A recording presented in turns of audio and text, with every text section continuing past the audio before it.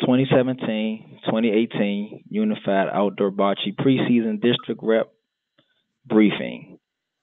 And this briefing is particularly for athletic administrators, especially district representatives for outdoor bocce, to make sure that you are prepared to begin your season and you're equipped to disseminate all pertinent information to your coaches so that they can begin their season. If everyone could put their phone on mute until the end, and then if you have questions, you can unmute.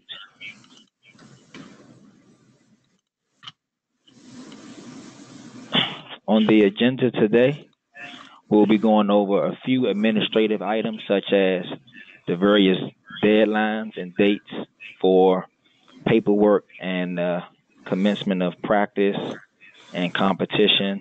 There's a checklist for you to reference to make sure you have everything in place that you need. We provide several options for what you can offer your coaches in terms of preseason training. We'll go through the various forms that are required for your student athletes and your coaches, review the district layout, and then go over a few rules, updates, and reminders, and reminders of the responsibility of host schools, and then, like I said, a question and answer period at the end. So for the season timeline, March 1st is the MPSSAA's date for the first day of practice for winter sports. So no tryouts nor official practices are to begin before this point. And then March 21st is the first eligible play date set by the association. So again, March 1st is when the very first practice can begin. And then March 21st is the first date that you can schedule your bocce matches. So keep, of course, March 21st in mind when you're working with your athletic administrators or when you're doing it yourself to set your schedules. You don't want to set any match to begin before March 21st. The next three items listed here, it says to be determined, and I apologize, I didn't update the form in time for the webinar, but what I'll do is I'll tell you the dates now and ask that you jot them down. But in the follow-up email, I'll provide this PowerPoint with the correct or with the updated information for the dates. And then this document will also be included in the Outdoor Bocce Google Drive that every district rep and coach will have at their disposal. But for now, again, I'll refer the dates to you, and you can move on from there. So the first set of forms that are due to Special Olympics are the application for participation form and the affirmation of eligibility forms. Later on in this presentation, you'll actually see the forms, but the application for participation form is the form that each player on your team must have completed and submitted, or not your team, but on your coach's team. So there's one participation form for each player. That's an individual form. You distribute it to them, they take it home, their guardian completes it, signs it, and they bring it back in. That's one requirement. Then the second form, the affirmation of eligibility form, that's one form per school, and that's regardless of the number of teams you have. So that serves as a roster, and it affirms that each name listed on that form, each of your players have completed all of the required items needed to compete in Special Olympics, set by Special Olympics, but also set by the respective local school districts that they are a part of. So again, the application for participation form is an individual form for each player, and then the affirmation of eligibility form, that's one form for the entire team or the entire school, with each player that is participating name listed on that form, signifying that they have completed the requirements to participate in athletics. The due date for that form from coaches to district reps. So again, the due date for that form from coaches to district reps is March 21st. So again, please take note of that. My apologies a second time for not having it listed here, but the due date for that form is March 21st from coaches to district reps. Now, from district reps to Special Olympics, meaning the district reps collects the forms by March 21st, and then you vet the forms to make sure they're completed and that they're accurate. Those forms are due from the district reps to Special Olympics by April 10th. Just giving you a minute to write that down. So coaches are to submit the forms to district reps by March 21st. District reps are to submit the forms to Special Olympics by April 10th. And those forms go to your respective regional sports directors. And now you'll see their contact information.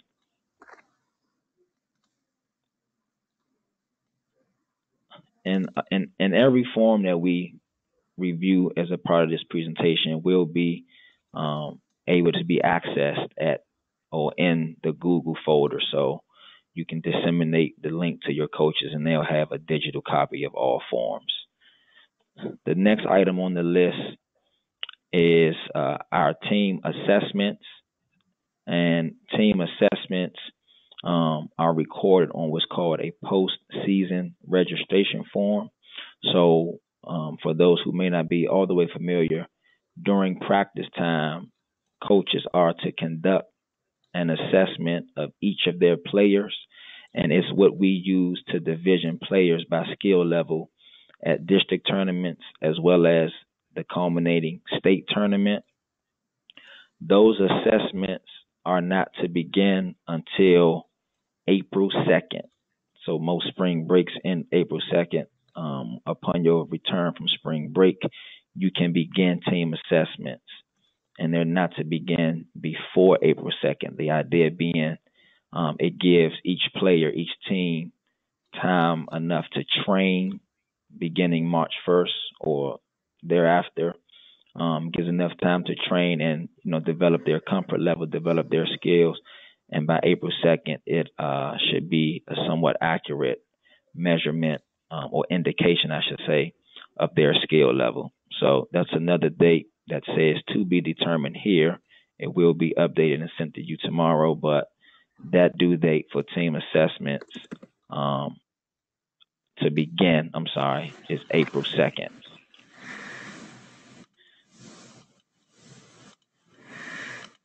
So proceeding from that is the actual postseason registration form. So again, those team assessments are actually recorded on the 2017-2018 Outdoor Bocce postseason registration form. So you collect the data and put it on a form, and it's an Excel document. You'll see that later again. And then that form is due to Special Olympics by April 13th.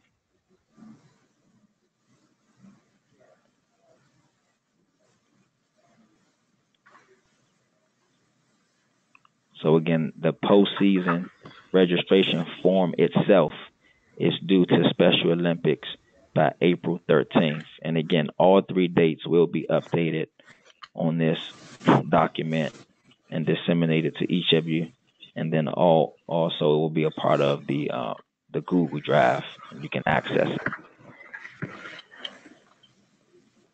Moving on, Monday, April 2nd is the deadline for district reps to communicate to me the total number of teams that are competing in your respective district. So by April 2nd, you should know the exact number of teams that you have participating in your district, and I would just need you to communicate just that number to me. And in the calculation of that number, if a school has multiple teams, so if Wise High School has 3 teams, then please account for all 3 teams in your total count for your district. The total number of participating teams throughout our state is what we use to prepare for our state tournament and to calculate the number of teams that will be allocated for each district to advance to the state tournament. So that information is very essential for you to get to me by April the 2nd. The next set of dates we provided a window for when district tournaments should be held. And that window is April 24th to May 10th. So you have about a little over a 2-week window to conduct your district tournament. So please consider that when creating your master schedule for your district. And also, please provide an inclement weather date.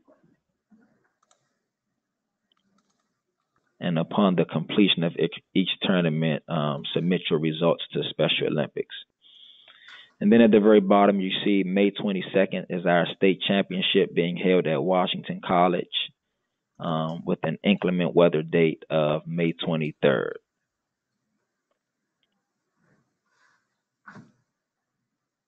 Hopefully everyone had a chance to record those dates.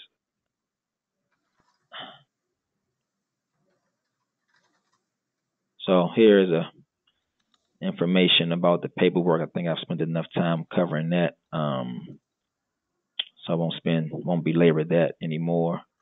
Coaches training options. So each district rep is required to hold some type of coaches training to begin your season to ensure that you and your coaches are all on the same page and that they're informed of everything that's required and expected of them as coaches.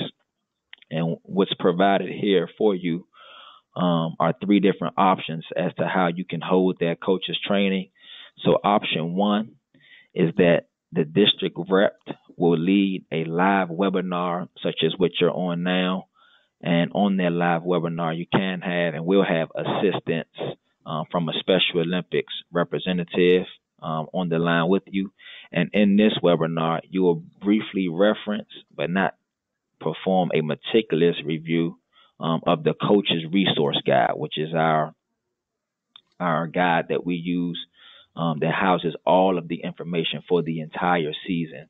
And in this webinar, in addition to a brief reference of the coach's guide, you'll provide the due dates for all paperwork and then any other pertinent dates that coaches need to know about.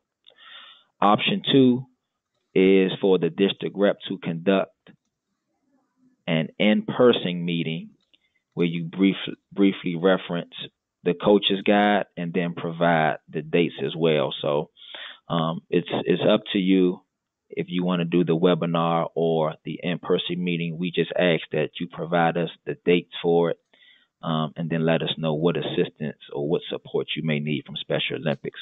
And then option 3 is that the district rep will lead an in-person interview, and in addition to briefly referencing the coach's guide, a Special Olympics designee will lead an on-court review of best practices for the game of bocce. So this option may be selected if you feel that your coaches may be in need of best practices for gameplay, rules, strategy, officiating, things of that nature. And then, of course, you'll provide your due dates for paperwork and other critical dates. So these are your 3 options. I know at least one district has already or has theirs set already, but if you could just inform us of when your meeting will be and then the format that you'll elect to use. So here you have the preseason coaches meetings and briefings. Right now, District 7 had their meeting set for February 22nd. And also, as you determine the date of your district tournament, if you can inform us of that as well. So here's the checklist for the district representatives. First thing that you want to do is to contact your respective supervisor of athletics and then reach out to all or communicate with all of your ADs for 2 reasons. You want to make sure you identify who the coaches are at each school in your district, and that includes head coach as well as assistant coach. And if there are any coaching vacancies, you want to make sure you work with your supervisor of athletics and ADs to ensure that those coaching vacancies are advertised. So again, you want to communicate with the supervisors of athletics and ADs to make sure that coaches at each school, head and assistant, are identified, as well as advertising any coaching vacancies that a school may have. You also want to work with them to set a regular season playing schedule, and of course to schedule your district tournament date, location, and time. And of course you want to do those things as early and quickly as possible. Again, March 1st is right around the corner. That's when teams can start practicing. And then March 21st is the first date of competition, or the first day that you can have your match.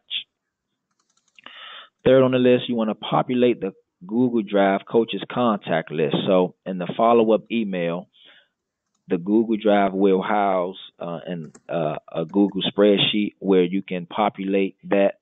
And then as you determine or learn who the coaches are at each school, then you'll just input their information. And again, that's for head coaches and assistant coaches. And then, of course, reiterating the importance of scheduling and advertising your district-specific coaches briefing to review all of the necessary information, including the due dates for the forms, scheduling, and busing.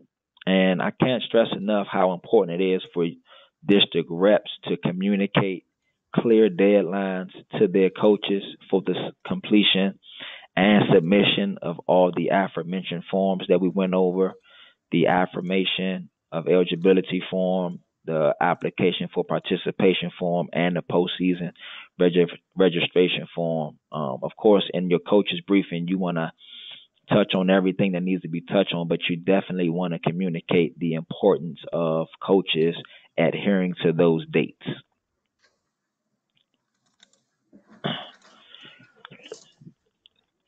Additionally, on the checklist is to send reminders to coaches to start advertising their outdoor bocce. Excuse me, it says indoor bocce, but outdoor bocce. We have materials that will be mailed to local school systems, and it's preferred that those are disseminated in the respective intramural system that each school has. And that includes the coach's resource guide. And then, of course, you want to make sure that in addition to the forms that we've touched on here, that the players in your district and coaches know that their student athletes must fulfill the local school system specific requirements that are set. So any sports readiness packets that's a part of your school system that are required for any participation in athletics, make sure that your coaches and yourselves are aware of, and make sure that you adhere to and your coaches adhere to. And then, of course, you want to confirm the busing schedule, whether that's with your supervisor of athletics or your different athletic directors that you'll be communicating with. So here's the application for participation form. If you used the form last year, it's the same form. Again, there's one form per player, per player. And this is where the player fills out his contact information and denotes whether he or she has a disability or does not have a disability, and what that disability is. As you collect these from coaches, please vet them to make sure they're completely filled out. It's common for parents or players to miss an item on here, and then you have to return them back to the player for them to take back home and then bring back in. So to make for a more efficient process, communicate to your coaches, first of all, the importance of correctly having this filled out. Coaches should be vetting these before sending them to you, and then you should be vetting them before sending them in to Special Olympics. So again, this is the individual form that each player is required to fill out. And here is the affirmation of eligibility form. It accompanies the application for participation form, and the information from each should match. So anyone who is listed on this form should have an accompanying application for participation form. And this is what we use to reference and verify that student athletes are cleared to participate. And as you can see here, this form, your signature on this form and student's name on this form verifies that the student athlete listed has completed and satisfied the requirements for the local school system and for the state association. A revision to this form, if you've used it in the past, you'll see in the bottom right is to add any team personnel that will be traveling with a particular team. So that can be a team manager, a paraprofessional, dedicated aide.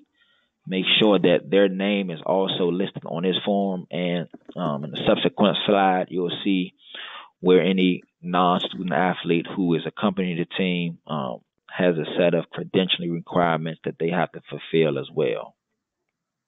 So non-student athlete clearance is listed here. Every non-student athlete has to maintain Class A clearance, and to complete the clearance for individuals who are 18 and older, you must fill out complete the 2-page volunteer application.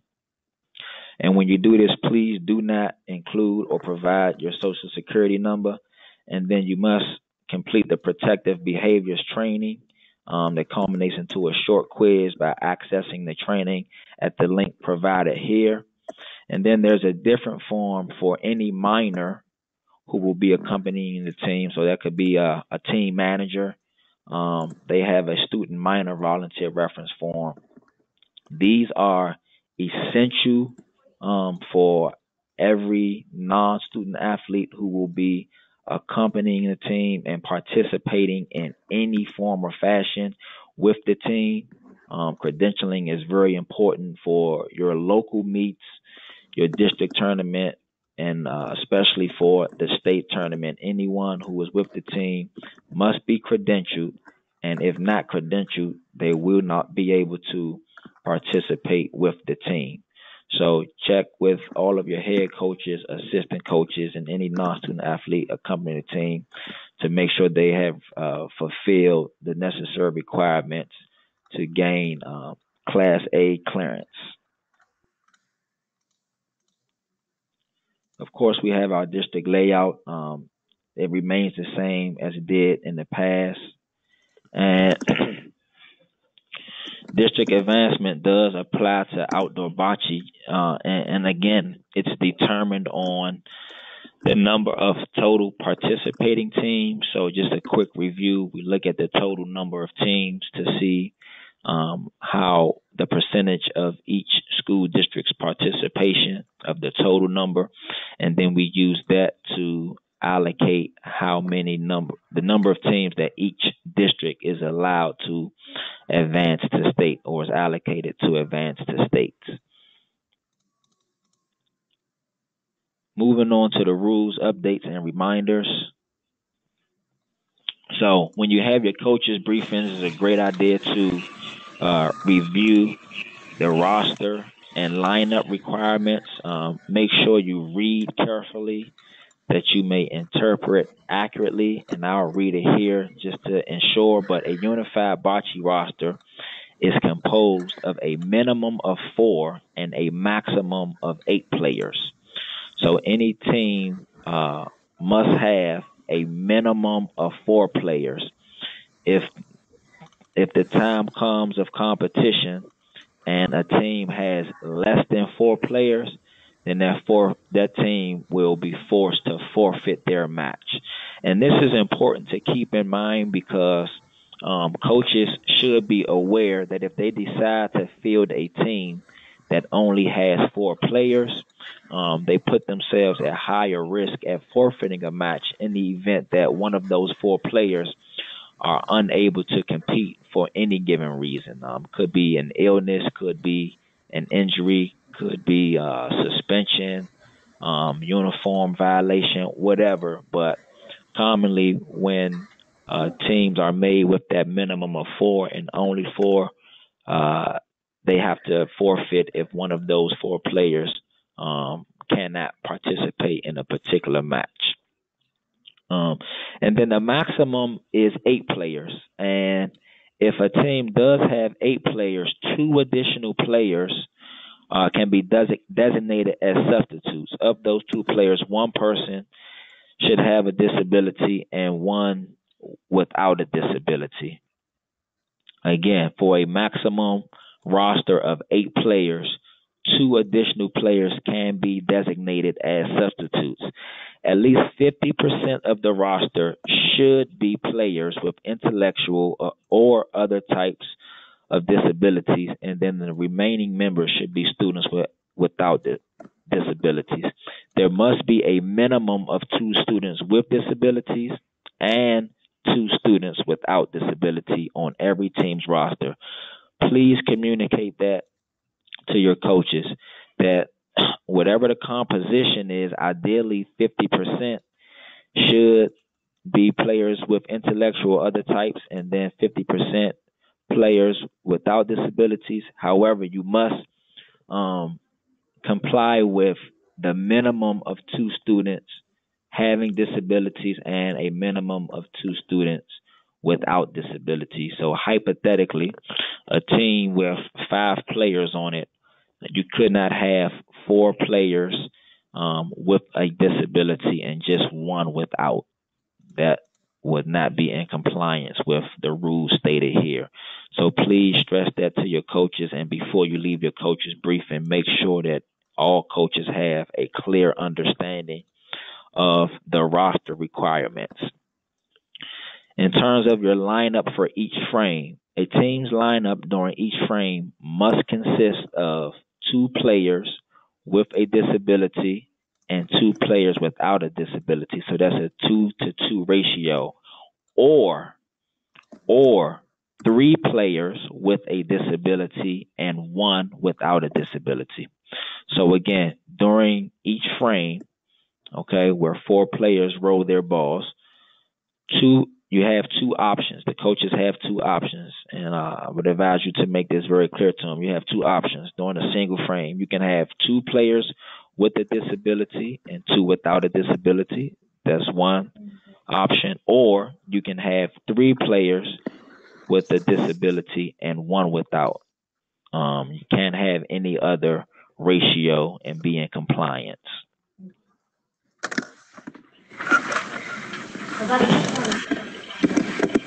So moving on to regular and postseason play. Players with disabilities really advance and do well, excel with training, repetition, and consistency. So, as district representatives, we're asking that you please do your due diligence to ensure that all student athletes from each team, from each school, have sufficient training opportunities. So, what that boils down to is you making sure that all coaches are holding practices on a regular basis, at least twice a week for the 8 weeks leading up to the state tournament, and ensure that quality training, is going on as best as you're able to. Because again, players really do improve their skill level, and that's one of the goals of this program with repetitive opportunities to participate in bocce. So you want to make sure that all coaches are holding an adequate practice schedule, and of course, you're providing enough opportunities through inter-school competition.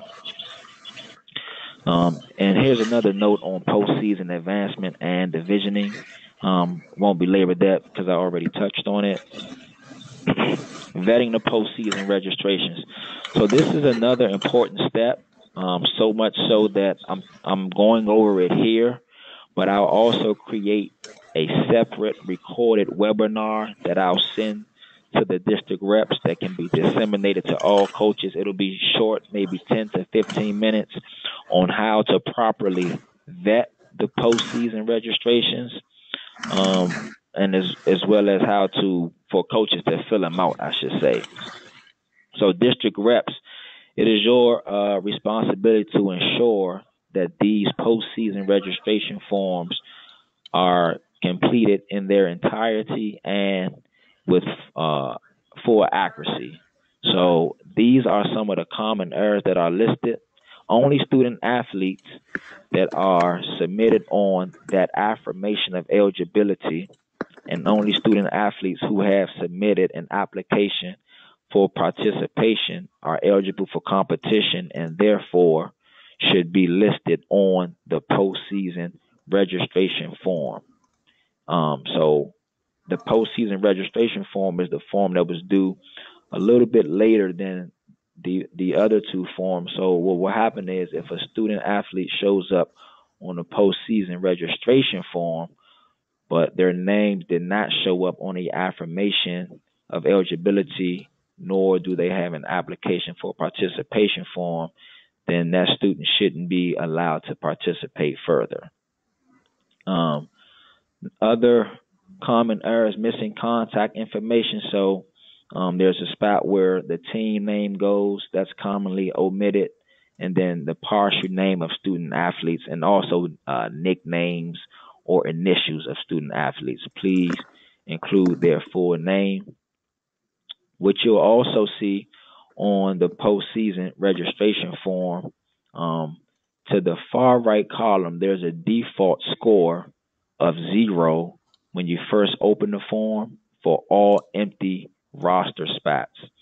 And as you input, or as the coaches input the scores of each player during the team assessments, then that 0 is automatically calculated to whatever that player's average is. So again, there's a default in the total column of 0 for each player. But as you fill in their individual scores, then that 0 is calculated to their average. Now, there are 10 roster spots to account for the number of players that are allowed on each team. And what needs to happen is that once coaches fill out each roster spot and input each player's score, for any roster spots that are left empty, the coach needs to go in and manually erase the 0 that is in the total column. So let's say I'm a coach and on my team I have 7 players. So I have 7 names listed, 7 different sets of scores, and then 7 averages listed in the total column. For those last 3 spots, the 1 spot on my roster and then the 2 substitution spots, I need to go over to the 0 and erase it. If those zeros are not erased, then they're calculated and accounted for in the team average, and it provides an inaccurate team average. So that's something that you want to make sure you communicate to your coaches so that as you receive them, it's less work for you. However, if you do receive them like that, they need to be rectified before sending them into Special Olympics. So you may elect to erase the zeros yourself as the district rep, or send it back to the coaches and have them send it back to you correctly. And I know this is a lot, but again, I'll send a webinar out explaining exactly what I've gone over here, that for your review as well as for you to disseminate to your coaches so that they can know. Another note, including multiple teams on a single attachment. So if one school has multiple teams, in the past what was happening is, because it's an Excel document, a coach would just have one Excel file, one postseason registration, and then for each team, they would just create a new tab, a second and a third sheet, depending on the number of teams. For our purposes and what we do, that creates challenges for us. So what we require is that a separate file, a separate Excel file is used for each team of one school. So if a coach has 3 different teams, then that coach needs to be sending you 3 different files in terms of sending you the postseason registrations. That coach should not be sending you one file with different tabs for each team. And again, substitutes are only applicable for teams that have 8 players filled out. So it shouldn't be the case where a school hypothetically has 4 players listed on their roster and then 4 empty spots under those players and then 2 subs at the bottom. Any team that's 8 or less, all should be filled out in the normal roster spot, and then the substitutes should be empty. There should only be names in the substitute spots if all 8 normal roster spots are already filled out. And in terms of naming structure, it's common for coaches to name multiple teams of one school by color or by mascot. So what we're asking is that you follow the specific naming structure over to the right. So if Best High School only had one team, then their team name should be Best High School. However, if Best High School has multiple teams, then each team should be numbered. So it should be Best High School Team 1, Best High School Team 2, Best High School Team 3, and not blue, white, red, or, red storm as you see over to the left. And that's very important. So make sure you communicate that to your coaches and make sure you vet that as you receive the forms. So that's it for this presentation. Now we can open it up if anyone has questions, concerns, or wanted to discuss anything. I do believe we have Melissa Kelly, Senior Director of School Sports Programs, on the line with Special Olympics to assist you, as well as myself, with any questions that you may have at this time.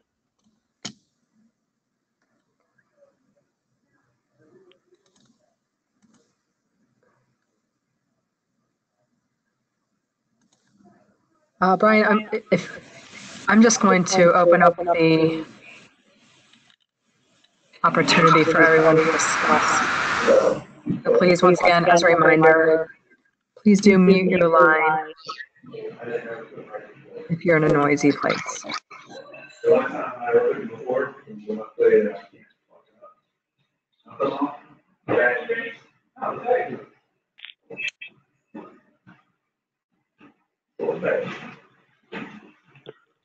For those of you who are joining online who may be having difficulty with the audio system, you can also take questions by way of the chat tool. So please look for that on your screen as well.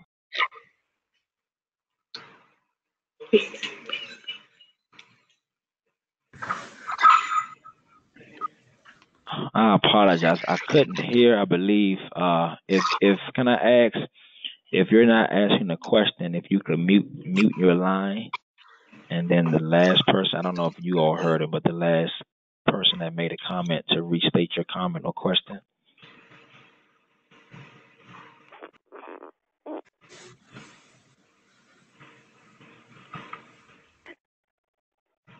Hi, this is Tina Palmer Calvert, County. I had a question about the protective behaviors training and the clearance volunteer form. Did you catch that? I just wanted to know, I know every 3 years you need to do the volunteer form. Do you also need to do protective behaviors every 3 years? No, if you've done it in the last 3 years, you should be good. What I always advise is if a coach is or does have a question on if they're cleared or not, to send us the coach's name or have the coach email us and we can verify it.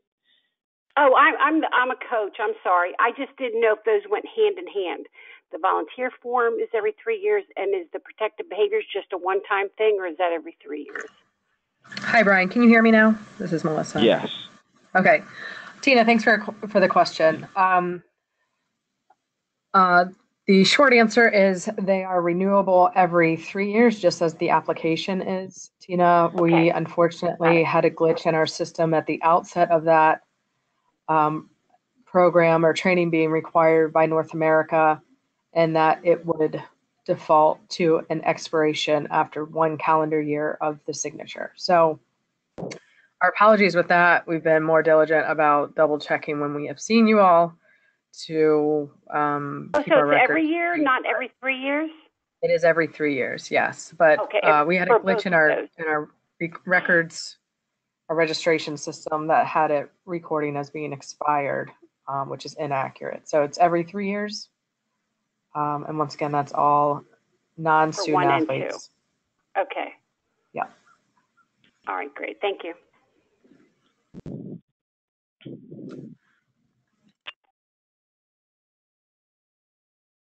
Brian, I have some questions by way of the chat as well, so I'm trying to maneuver that. Forgive me. Okay.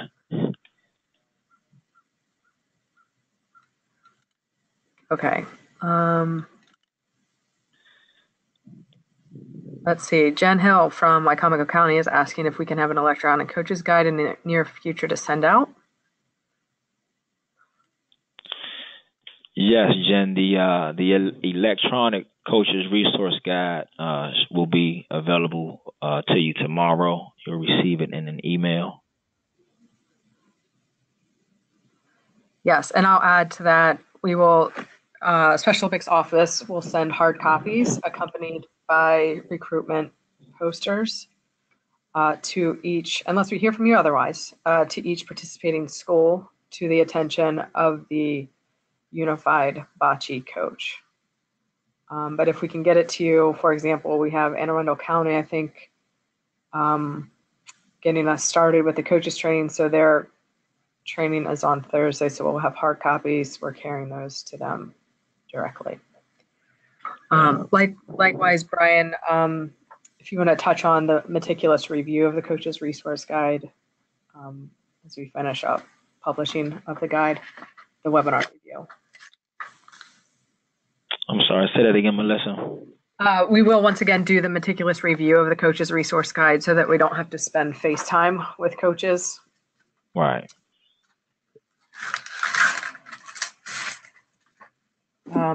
So to that point, one of the training options that Brian went over was to host an in-person session. And once again, coaches would come with questions about the coaches resource guide rather than taking the 60 plus minutes. We have a FaceTime with the coaches committed to reviewing that guide page by page. Correct. Very good. Another follow-up, Sue Snyder has a few. Do you want the postseason registration forms in an electronic form or scanning? Brian, if you want to take that. Yep. Yes, please, Sue, when you send those in to us, send it as an electronic form, an Excel document, and not scanned in, something that we can have access to and maneuver. Great question. So again, when you send in your postseason registration forms, send it as an electronic form. And of course, with the other forms, because those are handwritten on, those will be scanned into as the application for participation and the affirmation of eligibility. But again, for the postseason registration, send it as a digital form.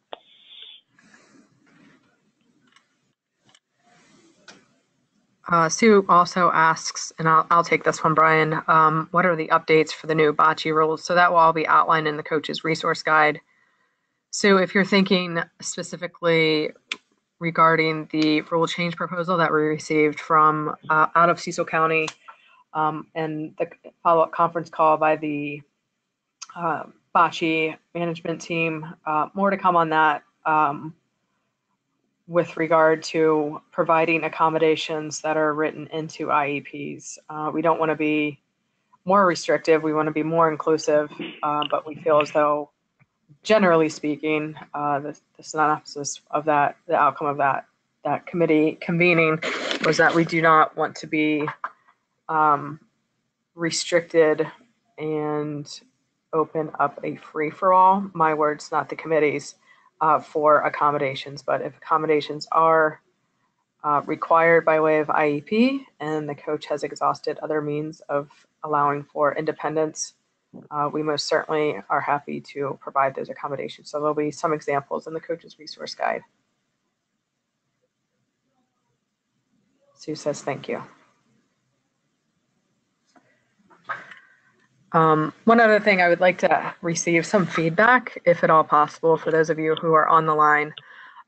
So the lucky part of outdoor bocce, many lucky opportunities and means of good fortune. But Brian and I just lived through an indoor bocce season, and with that we had the postseason registrations, and those get a bit temperamental with, as Brian just described, deleting the zeros and ensuring their valid scores and things like that, and ensuring that the 8 players who have the lowest scores are the ones that are calculating into the average.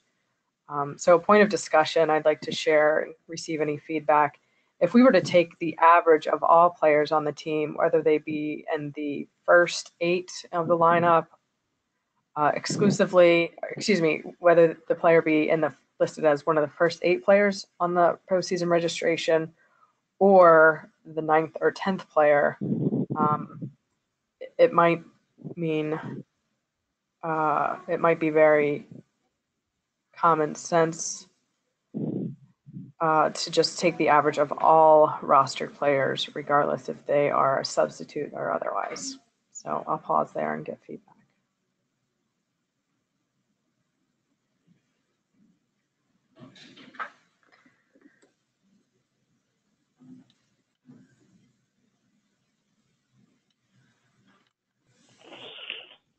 Maybe just to clarify, Melissa, if a coach submits a postseason registration with the 8 players and the 2 subs for each match, are they relegated to using those same 8 as the starting 8 and those same 2 subs as the subs for every single match?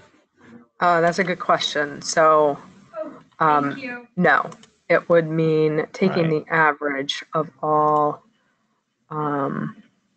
of the players, right? Regardless of their.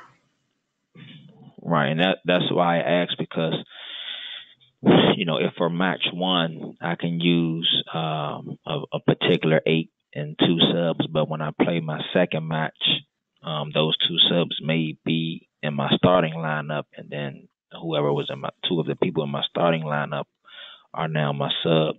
Then I don't. If I'm thinking about this right, then I think it is. I think it does make the best sense to do the total average of everybody, regardless of if they're subs or not. But as you said, the floor is open for more thoughts to be put on the table towards it. I just wanted to throw that in there.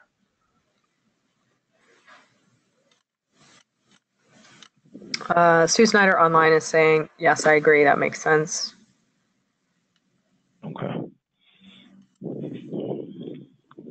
Okay, so we have some time before we need to make a call on that. So we'll follow up with you, but please do make your opinion known offline by way of email. Even text or phone call would be fine too. Okay.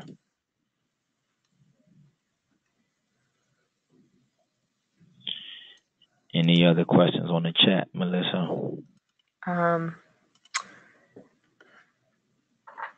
No other questions. Jen agrees with the discussion point relevant to the postseason registrations. So. Okay. So anyone have any more questions or concerns on the phone, on the line? Any last thoughts, Melissa? I would just underscore the importance of adhering to the deadlines that Brian announced. We understand and realize that the credentialing piece of the state tournament is and has been a distraction from what you should be focusing your attention, which that would be coaching your team and making sure your student athletes are ready. So please do your due diligence to make sure all of those Class A clearances are received. We are going to work well ahead of the deadlines to make sure of that, but we also want to empower you to set the necessary deadlines as well and take ownership of that. So we'll talk with you offline about what makes most sense for track and field, I will say, which is the mirrored sport. For the other half of the state, has established April 10th as the absolute final deadline to submit anyone's name to as a credentialing application, if you will, for the state tournament. So once again, we really want to empower you to take ownership of that, help us help you, and let's make that happen. So once again, Brian, thank you very much for all the time and expertise you've provided in this webinar, and otherwise look forward to another great season of outdoor bocce. Thanks, everyone. Thanks, everyone.